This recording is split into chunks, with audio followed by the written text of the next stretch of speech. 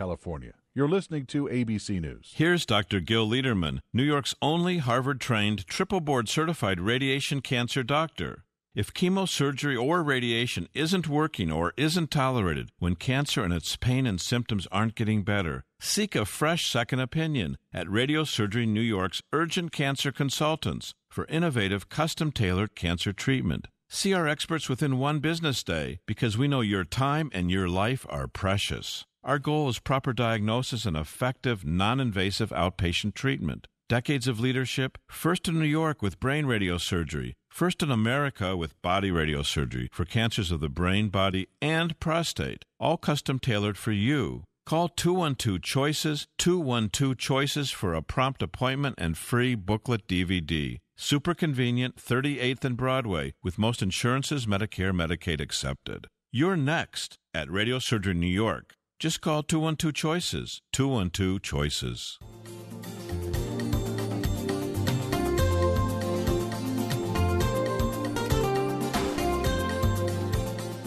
Welcome, everybody. It's the Radiosurgery Show with Dr. Gil Lederman, MD, New York's only Harvard-trained, triple-board-certified radiation oncologist who brings you the latest cancer treatment news, interviewing world-renowned cancer experts, delving into special cases, and, of course, answering your questions.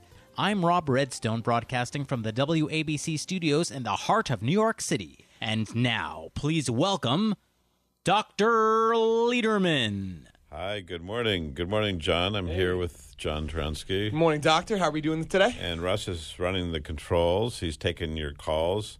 We are live. That's it. We are live. Let me take my pulse. 1 minute. Boop, boop, boop, boop, boop, boop. Yeah. Yeah, we're okay. We actually are here, and that means we could take calls today. If you want to speak to us. People are usually very shy, so it's okay. Anyway, my name's Dr. Lederman. We work at Radiosurgery New York. It's 1384 Broadway. These are all questions people commonly ask. Why don't you tell us? So I try to tell everyone the answers to the common questions. Right. We're at 38th and Broadway, so people that want to come in, we're a few minutes from Penn Station, Grand Central, Port Authority. So those are all the trains and buses in New York. Right. And then there's the subways and local buses, or they go to Times Square and Herald Square. We're right next to PATH trains, so it's super convenient. That's right. Yep. And that's good why location. Certainly is near just about everything it needs to be. So we have a spacious, modern cancer treatment center. We have our own operating rooms to treat cancer and to place radiation seeds into cancer and prostate cancer. And many men obviously understand that if you put the radiation seeds directly into the cancer, you'll get better results. Yeah, sure. And we're going to talk about what results mean in a few minutes. We have a private cancer treatment center, so when you come in, we know who you are, you know who we are. You don't walk through the corridors, miles and miles of corridors, wondering where to go, who you are, who you're seeing, and people giving you ugly looks. No, there's no ugly looks at Radiosurgery New York. There's some nice looks, right? I was going to say, one of the best-looking staffs out there. Yeah, he likes you. You like our staff. Well, that's what happens when you walk in our front door. There you go. We accept most insurances, Medicare, Medicaid, so you don't have to worry about that. We check it out before, so you'll know about that. We have what's called the Urgent Cancer Treatment Consultations, where we'll guarantee to see you within one business day. You just call us at 212-CHOICES. 212-CHOICES, which is, everyone asks, what does that mean? 212-246-4237. 212-246-4237. And we'll also mail you a booklet DVD. But the main thing is to make an appointment to come in so you can get a fresh second opinion. And as you'll see from cases today, sometimes a fresh second opinion can save can save that too. Yeah. I think we all know where you're going with that. Where am I going with that? Well, I'm going to talk about one case today, which a new case. These are all new cases. So during the week, I see people and I take a few notes. And sometimes I tell people I'm going to talk about them. Yeah, sure.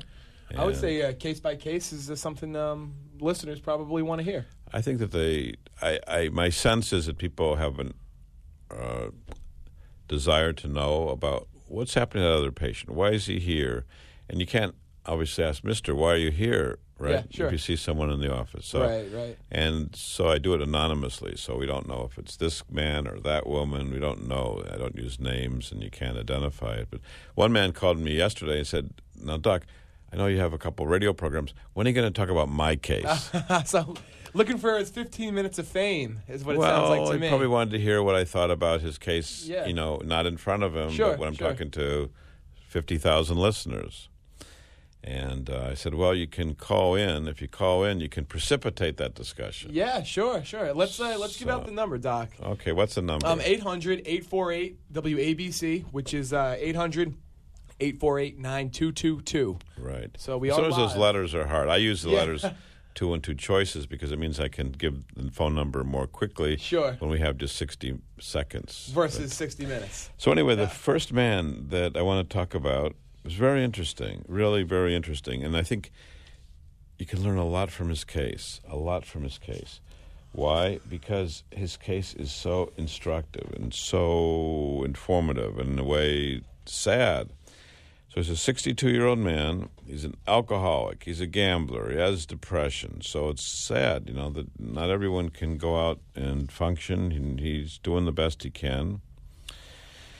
He was seen by his doctors. His PSA, which is the blood test that men get to check the prostate and serves as a screening test, and also serves as a response test. So when people are treated, their PSA should go down to 0. Right. Okay?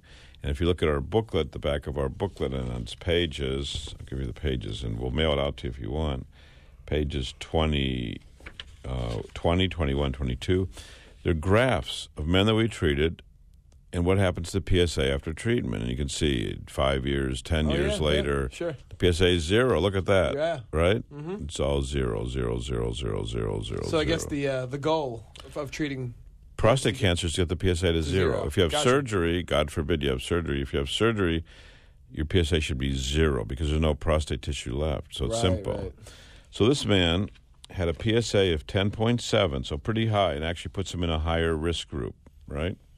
Because the PSA is more than 10. More than 4 is suspicious, or the rate of elevation of PSA can cause suspicion. But this man was 10.7, so that's automatically suspicious. Yeah. Then he had a biopsy which showed a Gleason 8 cancer. Now, Gleason 8 is how aggressive the cancer is under the microscope. Sure. The pathologist looks at 2 areas, gives each a number ranging from 1 to 5. 1 is the best, 5 is the worst, and then adds it up. So the worst you can have is 5 plus 5 equals 10. The best you can have is 1 plus 1 equals 2. He had a biopsy. So biopsy is just a needle, so it's a sample. Yep. Had a Gleason 8. He had a bone scan to see if the cancer had spread. It did not. He didn't have an MRI. He didn't have a CAT scan. The surgeon, one of the famous hospitals here in New York City, took him in August for surgery. So just a few months ago. Yeah, sure. Okay. And since that time, since August, the man's been leaking urine. And when men come wearing diapers, there's a sad story associated with it. Anyone, any adult, actually. Exactly, yep.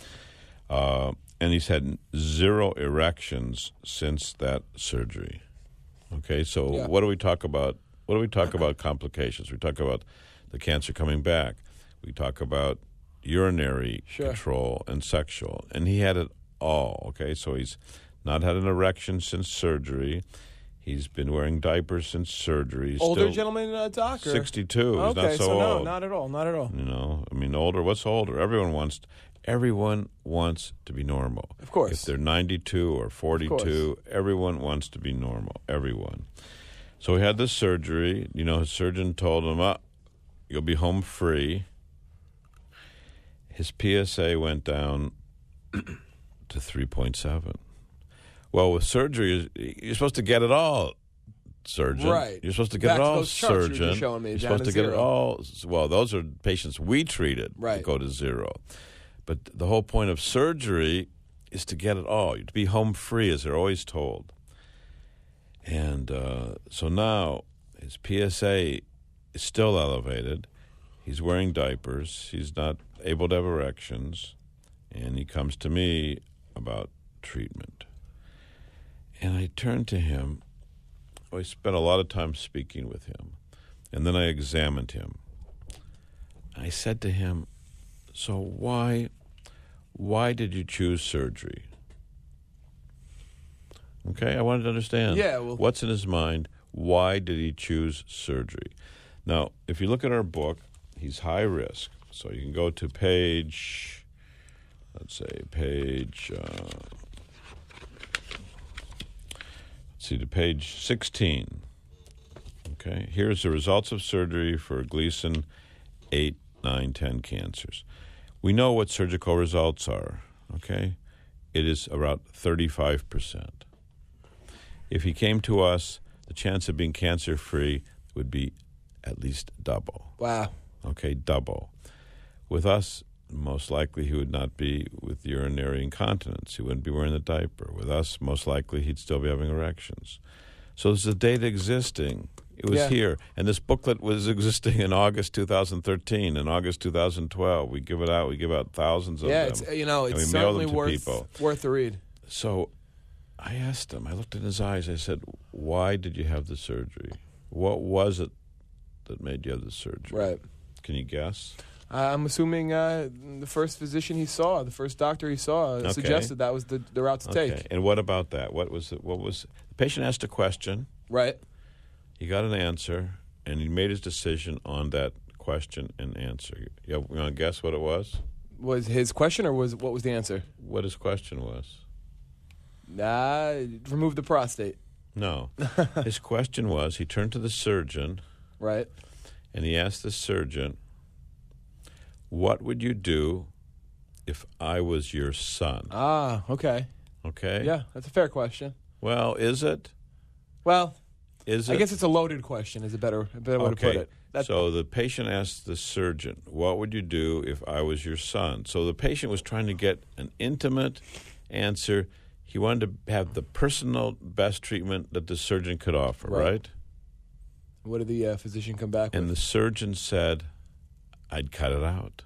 Now, the surgeon, you would think, he's a full professor at one of the biggest hospitals in New York City. Sure. You would think that he'd have to know the data, that the chance of success was 30%, that the chance with us was more than double, that the chance of urinary incontinence was very high with surgery, and the chance of sexual problems was very high, and the chance of treatment failure with surgery was very high.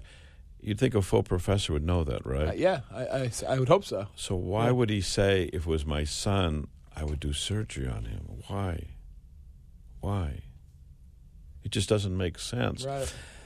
To me, the question should have been, the patient should have asked, Doc, what's the data for the best treatment for me? Yeah. That should have been the question. What is the best option with numbers to back it up? What's the data, Doc? What's the data? Right. Because maybe that surgeon, God save him, just wanted to do a case. Yeah. Maybe just, I don't know, needed to pay the rent. It's tough to, assume that, but you know what? It's probably not far-fetched at all. But shouldn't the question have been, what's the data, Doc? What's the data? Show me your data. If you're a full professor, you must keep track of your patients. Sure. Now, we know most doctors don't. They don't keep track. We keep track of 10,000 patients. We follow them. It's a big effort. It's cost huge amounts of money to have data managers and follow-up. But how else would you know how we're doing? Right. How are we doing? So if he had come to us with a high-risk cancer, most likely he'd be cancer-free. Statistically, he'd be cancer-free. Statistically, his urinary life and his sexual life would be intact. Now it's all been disrupted. And when the surgeon cut on him, so the specimen is given to the pathologist, right? Right. And the pathologist analyzed the specimen. And essentially, everywhere where the surgeon cut, he cut right through the cancer. Now, a cancer operation is supposed to cut out the cancer without the surgeon touching the cancer. Now, it's like a loaf of bread. If you cut a loaf of bread, where do the crumbs go? Are there crumbs? Sure, and they go everywhere. And they go everywhere. So now he's had the surgery. The margins are positive. The seminal vesicles are positive. There's perineural invasion. Now, normally during an operation, the surgeon is supposed to take out some lymph nodes to